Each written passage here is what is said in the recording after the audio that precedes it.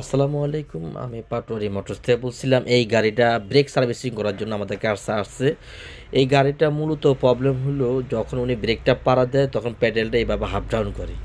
এখন আমরা যেটা করব এটা মেজর কোনো বিষয় না। এটা এখন আমরা এই ড্রাম, এটাকে বলে ড্রাম, এই ড্রামটা খুলে লেই দিয়ে অটো মেশিনে এটাকে টার্নিং করা হবে। এই পিঠ ও পিঠ দুইটা পিঠ আছে, সামনে একটা পিঠ দেখেন, পিছনে একটা পিঠ দেখেন।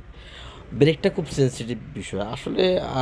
পৃথিবীর সমস্ত দেশে একটা গাড়ি প্রতি 2 মাস অন্তর অন্তর তারা ব্রেক সার্ভিসিং করে থাকে, এবং কি বাংলাদেশে একমাত্র একটা গাড়ি কেনার পরে মনে হয় না 2-1 বছরের ভিতরে ব্রেকে হাত দেয়।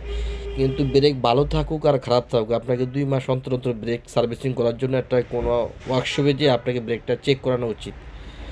তো ব্রেকটা খুবই সেন্সিটিভ বিষয়।